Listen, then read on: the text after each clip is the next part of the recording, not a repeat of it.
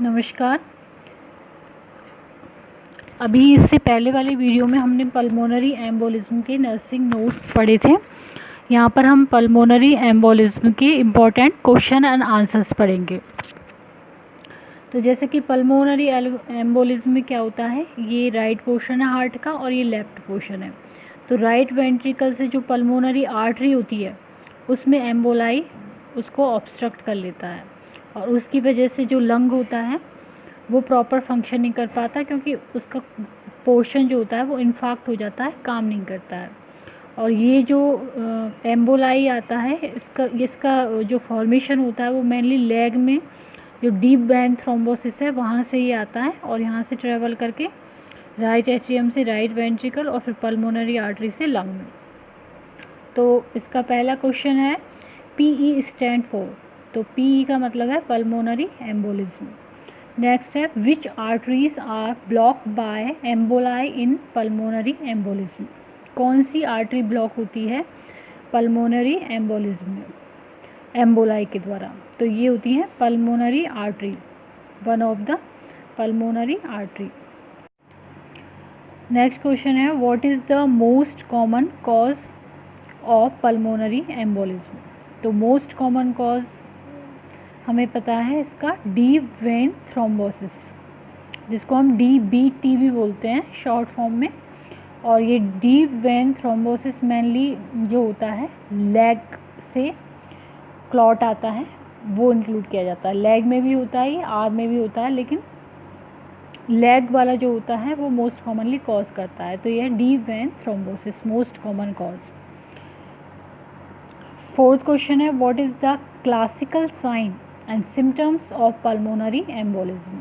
तो pulmonary embolism के classical sign and symptoms हैं pleuritic chest pain and hypoxia. Oxygen की कमी हो जाती है क्योंकि क्लॉट की वजह से ब्लड सप्लाई प्रॉपर नहीं हो पाती है और उसकी वजह से हाइपोक्सिया हो जाता है। नेक्स्ट क्वेश्चन है what test is essential in pulmonary embolism. तो पल्मोनरी एम्बोलिज्म में क्लॉटिंग जो होता है वो अफेक्टेड होता है और इसकी जो हम ट्रीटमेंट देते हैं उसमें भी थ्रोम्बोलाइटिक और एंटीकोगुलेशन थेरेपी दी जाती है। इसलिए इसमें जो टेस्ट ज़रूरी होते हैं वो होते हैं PT prothrombin time, APTT activated partial thromboplastin time and BT bleeding time, CT clotting time and INR ratio. इसमें हम ये टेस्ट करते हैं, ये इंपॉर्टेंट होते हैं। सिक्स्थ क्वेश्चन है what is the gold standard test for pulmonary embolism. तो गोल्ड स्टैंडर्ड टेस्ट जो इसका मोस्ट इम्पॉर्टेंट टेस्ट है वो है पल्मोनरी एंजियोग्राफी। ये इसका एक तरह से मोस्ट इम्पॉर्टेंट टेस्ट है, गोल्ड स्टैंडर्ड टेस्ट बोलते हैं इसको पल्मोनरी एम्बोलिज्म का। नेक्स्ट 7th क्वेश्चन है what is D dimer test. तो D डायमर टेस्ट जो किया जाता है वो ब्लड क्लॉट की प्रेजेंस को देखने के लिए किया जाता है कि ब्लड क्लॉट से रिलेटेड है ये D dimer test. 8th question है what is the most effective approach for pulmonary embolism. Most effective approach क्या है? तो प्रिवेंशन ही पल्मोनरी एम्बोलिज्म के केस में बेस्ट अप्रोच होती है कि पल्मोनरी एम्बोलिज्म को होने ही नहीं दिया जाए। 9th क्वेश्चन है what is the medical management of pulmonary embolism.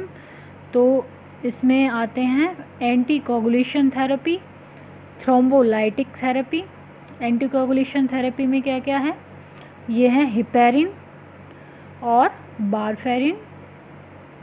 और थ्रोम्बोलाइटिक थेरेपी में क्या होता है, जो थ्रोम्बस बनता है उसको नष्ट किया जाता है, उसका लाइसिस किया जाता है। इसके लिए हम यूज़ करते हैं यूरोकाइनेज एंड स्ट्रेप्टोकाइनेज। और एंटीकोगुलेशन में ये है कि क्लॉट नहीं बने, इसके लिए एंटीकोगुलेशन थेरेपी होती है। तो ये दोनों थेरेपी इंपॉर्टेंट है। इसके अलावा ऑक्सीजन थेरेपी जो होती है वो भी काफ़ी इंपॉर्टेंट होती है इसमें, क्योंकि हाइपोक्सिया होता है। और मेडिकल मैनेजमेंट में एक होता है मॉर्फिन या ऑफॉइड यूज किए जाते हैं जिससे कि पेन को रिलीव किया जाए और एंजाइटी को रिड्यूस किया जाए। नेक्स्ट क्वेश्चन है, what are two most common complications of pulmonary embolism. तो इसकी दो मोस्ट इम्पॉर्टेंट कॉम्प्लिकेशन होती हैं, cardiogenic shock and right ventricular failure. Cardiogenic shock क्या होता है, क्योंकि इस पे हार्ट पे जो राइट वेंट्रिकल होता है उस पर लोड पड़ता है, क्योंकि राइट वेंट्रिकल को ज़्यादा प्रेशर लगाना पड़ता है ब्लड सप्लाई के लिए, क्योंकि पल्मोनरी आर्टरी जो राइट वेंट्रिकल से निकल रही है उसमें क्लॉट है, तो उसके लिए राइट वेंट्रिकल पे ज़्यादा असर पड़ेगा और राइट वेंट्रिकुलर फेलियर होने का चांसेस रहेगा, और फिर वो राइट वेंट्रिकुलर फेलियर से ओवरऑल पूरा हार्ट का ही उस पर लोड पड़ता है और उससे कार्डियोजेनिक शॉक होता है, और दूसरा होता है राइट वेंट्रिकुलर फेलियर। ये दो मोस्ट इम्पॉर्टेंट कॉम्प्लिकेशंस हैं इसकी।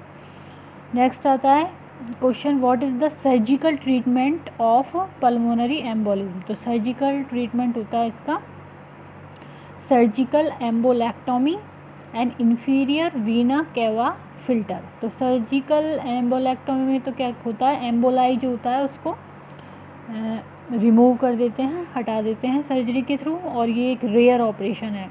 जबकि इंफीरियर वेना केवा फिल्टर में क्या होता है, इंफीरियर वेना केवा में फ़िल्टर लगा दिया जाता है। जैसे कि यहाँ पर हमने देखा है कि जो ये लैग से सर्कुलेशन के थ्रू इंफीरियर वेना केवा से आता है राइट एट्रियम में, तो यदि यहाँ पर फ़िल्टर लग जाता है तो ये क्लॉट यहाँ से यहाँ पर एंटर नहीं कर पाता, और न ही ये पल्मोनरी आर्टरी में जा पाता, और न ही फिर ये लंग में जा पाता है। इसकी वजह से ये प्रिवेंशन हो गया एक तरह से। तो ये सर्जरी की जाती है इसमें, इंफीरियर वेना केवा फिल्टर। तो दो इम्पॉर्टेंट सर्जरी हो गई इसकी, एम्बोलेक्टोमी और इंफीरियर वेना केवा फिल्टर। तो इस तरह से ये इम्पॉर्टेंट क्वेश्चन आंसर थे पल्मोनरी एम्बोलिज्म से रिलेटेड। यदि ये वीडियो आपको पसंद आता है तो इसको लाइक करें, सब्सक्राइब करें। Thank you.